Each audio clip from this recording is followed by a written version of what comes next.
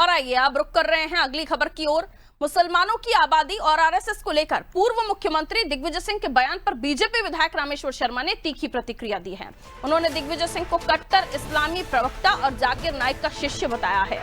रामेश्वर शर्मा ने आरोप लगाया दिग्विजय सिंह और राहुल गांधी जैसे नेता हमेशा आतंकवादियों के समर्थन में बोलते हैं और संघ और हिंदू संगठनों को निशाना बनाते हैं।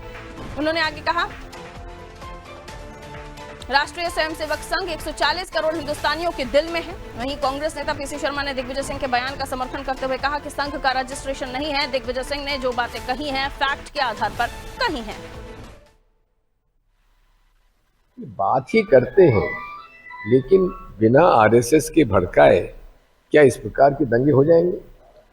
क्या आरएसएस, क्योंकि आरएसएस एक अपंजीकृत संस्था है, उसकी सदस्यता नहीं है। कोई दंगा फसाद कराता भी है तो कह देता ये तो हमारा मेंबर नहीं है। अरे तुम्हारा पंजीयन नहीं तो मेंबरशिप कहां से होगी?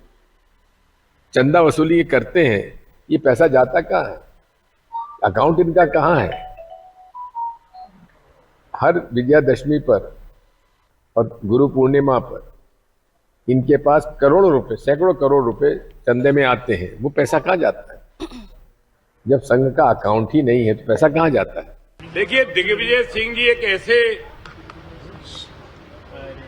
नेता कह लीजिए या बेरूपिया कह लीजिए या कट्टर इस्लामिक के प्रवक्ता कह लीजिए या जाकिर नाइक के शिष्य कह लीजिए या आतंकवादियों के समर्थन में बयान देने वाले नेता कह लीजिए। दिग्विजय सिंह और राहुल गांधी और 1, 2, 3 और कांग्रेस के नेता हैं। ये ऐसे नेता हैं, ये कभी भी हिंदुस्तान के बारे में, हिंदुस्तान की सेवा करने वाले संगठनों के बारे में ये कभी भी अच्छी बात नहीं कहेंगे। ये जब भी बोलेंगे तो आतंकवाद के समर्थन में बोलेंगे, जब भी बोलेंगे आतंकवादियों को जी लगाकर बोलेंगे, जब भी दिखेगी तो इनको मुसलमानों की संख्या कम दिखेगी, हिंदुओं की संख्या ज्यादा दिखेगी। तो दिग्विजय सिंह जी से प्रार्थना करना चाहता हूं कि आपको पाकिस्तान प्रेम इतना ही चढ़ गया है या पाकिस्तान का के प्रति आपका इतना ही स्नेह बढ़ गया है तो कृपया करके, मेहरबानी करके भारत के हिंदुओं को सताना बंद करें। एक बार अपना बोरिया बिस्तर ले जाकर लाहौर कराची में अपना डेरा डाल लें। भाई मजारों पर जाते रहना, भाई मुसलमानों की प्रवक्ता की बात करते रहना, भाई मुसलमानों के हित में बोलते रहना, पर हिंदुस्तान के हिंदुओं को क्यों तंग कर रहे हो? क्यों हिंदुओं को परेशान कर रहे हो? क्यों हिंदुओं के बारे में छोटी छोटी टिप्पणी करते हो? राष्ट्रीय स्वयंसेवक संघ तो आपकी आंख में पहले से भी खटकता था। नहीं, दिग्विजय सिंह ने जो बात कही है वो फैक्ट्स के आधार पे कही होगी और ये तो सबको मालूम कि इनका कोई रजिस्ट्रेशन नहीं, तो उसमें क्या गलत है? तो दिग्विजय सिंह ने रजिस्ट्रेशन से लेकर मिलने वाले चंदे को लेकर कई सवाल उठाए थे, जिसके बाद शर्मा जी ने क्या जवाब दिया आपने सुना। उन्होंने सीधे तौर पर कहा कट्टर इस्लामी है, कट्टर इस्लामी प्रवक्ता है, जाकिर नाइक के शिष्य हैं, उन्हें लाहौर जाके बोरिया बिस्तर बांध के वहां रहना शुरू कर देना चाहिए, वहां पर जो बातें हैं इस तरह की करनी चाहिए। और इसी को लेकर पीसी शर्मा ने कहा कि फैक्ट्स पर बात हो रही है। बराबर ये नया विवाद शुरू हो गया है।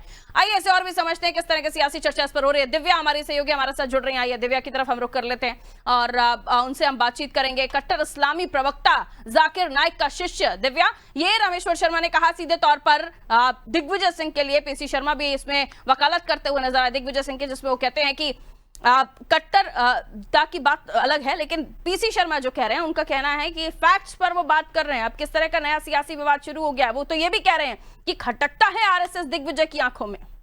जी बिल्कुल पारुल, जैसा कि जब से राहुल गांधी कोलंबिया में जो बयान देकर आए थे आरएसएस को लेकर, उसके बाद से ये एक नई बहस छिड़ गई आरएसएस को लेके और कांग्रेस और बीजेपी दोनों ही बयानबाजी के युद्ध में पड़ गए हैं। दोनों में ही युद्ध छिड़ा हुआ है बयानबाजी का।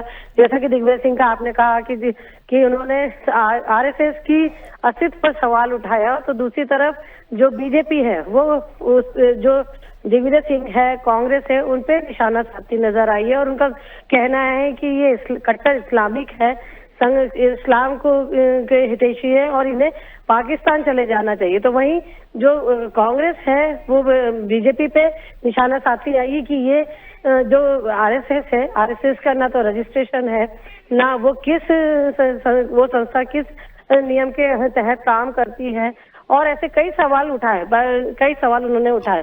हालांकि पारुल, ये एक लंबी बहस है और ये लगातार बहस छिड़ी हुई है। ये पहली बार नहीं है कि इस तरह के सवाल खड़े किए जा रहे हैं, इस तरह की बयानबाजी हो रही है। इसके पहले भी जब आरएसएस के अस्तित्व की बात जब राहुल गांधी ने उठाई तब भी सवाल आया था कि जो उन्होंने 2018 में सबसे पहले लंदन में इस तरह की बयानबाजी की थी, उसके बाद से एक दौर चला ही आ रहा है जहां आरएसएस को लेके बीजेपी और कांग्रेस दोनों ही आपस में भिड़ते नजर आते हैं। सामने आते हैं और ये जिन निकलकर सामने आता है जब आरएसएस को लेकर बयानबाजी करते हैं और दिग्विजय सिंह इस तरह की टिप्पणी करते हैं, जिसके बाद सियासी माहौल गर्मा जाता है। बहुत शुक्रिया दिव्या जानकारी के लिए।